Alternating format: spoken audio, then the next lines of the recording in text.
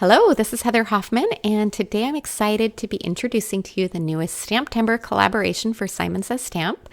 This is from Dare to Be Artsy. It's called Merry Mix and Match. I'm going to be creating a couple of shaker cards, one of them live in the video, and then the same technique, I created one in advance that I'll show at the end of the video. Let's take a look at this set first. You've got those 3 fun circle elements. Then you have options to either create a snow globe or ornament, depending on which version you want. One goes at the bottom and one at the top. You've got 3 cute little snowflakes, a fun sentiment that is just made for shaker cards, and then a cute little mug of joy and those extra little 3-dot snowman. Or snowflakes. Lots of fun options. And of course, there's coordinating dies.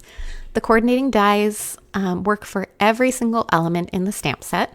You've got that circle that works for all 3 of those images, and then all of the little extra images as well as the sentiment, and even each of those tiny snowflakes has its own coordinating die. Since we're making a shaker card, we're going to heat emboss on some acetate. I'm using Simon Says Stamp, the heat resistant version. That's important since we're going to be heat embossing. And I'm going to use that cute little truck, the wintry truck tree scene. I feel like that's such an iconic wintry image. And I've got my acetate lined up in my MISTI.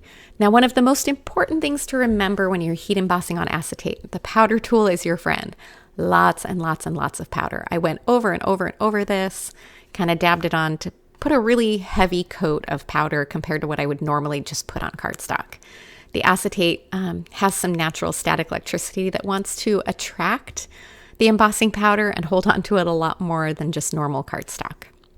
So once I had that powdered up really well, I'm going to use my clear embossing ink to ink up the image. The great news is you don't have to stamp multiple times. The acetate picks up that ink really well.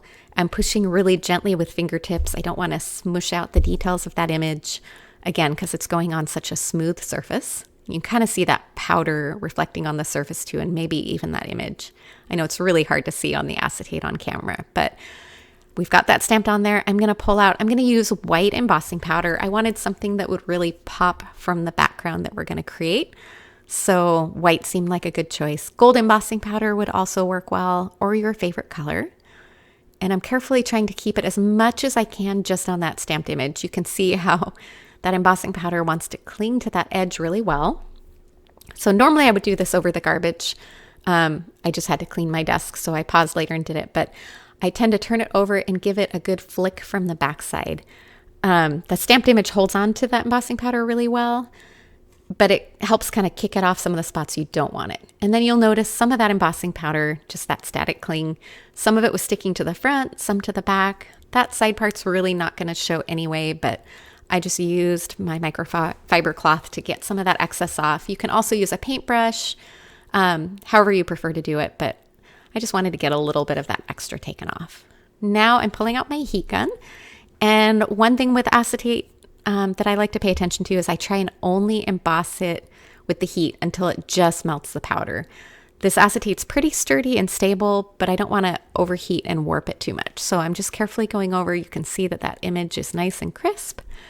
And I'm going to set it aside and let it dry really thoroughly. While that dries, I went ahead and created my window that we're going to use for the shaker. So I pulled out those coordinating dies, and I'm kind of just setting that circle sort of top center. As it turned out, I could have moved it a little lower, but look at how perfectly that lines up to create the little window for our cute little scene there. Now, I could have done an ink blended or watercolor background, but I really love these color blend cardstock panels. This is the holiday version, and I've already pulled out a color that I want to use, which is that lovely deep forest green. And you can see how that white image just pops on the background. For this one, I'm going to create an ornament. The other card I used the snow globe part on the bottom, but we're going to heat emboss on another interesting material. This is Tonic Honey Gold matte or satin metallic cardstock. And same thing, I'm going to use a decent amount of the powder tool on there. I'm going to stamp it. I'm going to add my white embossing powder just like I did on the acetate, and be nice and careful not to overheat once I've got my powder on there.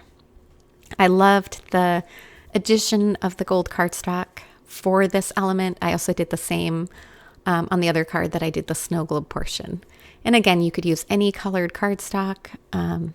You could do it on white cardstock and ink blend over the top to get your own custom color, but again, it just kind of added a little touch of glam and glamour by using that metallic cardstock. And I carefully just heat embossed just enough to melt the powder.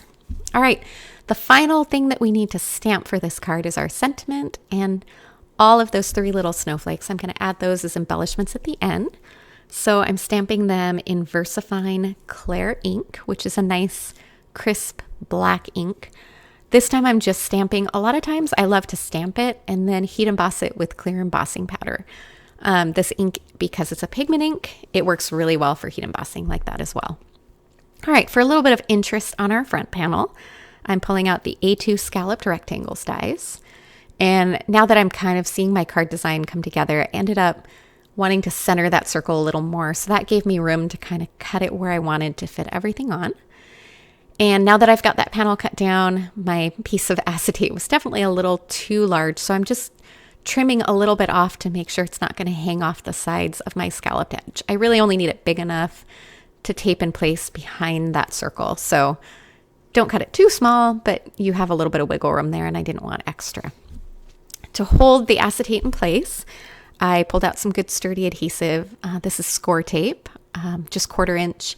And it has a nice strong hold, which is perfect for making sure your card holds together well. Shaker elements have a lot of pieces, and I always like to make sure everything is really solid and sturdy so I know it's not going to go anywhere. All right, peeling off the backing on that. And then I'm going to use the front of that to adhere so I can make sure I perfectly center it before I adhere it down. Taking my time and getting it on there just right. And there you now have that perfectly lined up shaker element. How cute is that? Like I said, you could put that on any colored or ink blended background and it's just going to be super cute. Even without turning it into a shaker element, I think it's a really effective look. All right, now it's time to build our shaker. So I'm going to use some foam adhesive here. This is, I think it's 3/4 wide foam adhesive. It's a little bit wide for the sides. So you notice I'm just taking up larger piece and then I'm going to trim it inside into 2 strips. I'm using some bigger scissors. The adhesive can be a little sticky, so I'm just kind of cutting carefully to make sure I have that in the right size strips. You could also use pre-trimmed foam adhesive strips, and that would work great for this as well. One of the most important things, especially since I'm filling this with glitter, I'm making sure to get a really tight seal. I don't want any teensy tiny gaps that are going to allow any of that glitter to spill out. So I made these strips a little longer than I needed, and I'm pulling my scissors in just to cut it right along there so it makes a really tight seal. There's no gaps whatsoever. If you do end up with a gap, you can just fit a little more foam adhesive or something in there to keep it from causing you problems.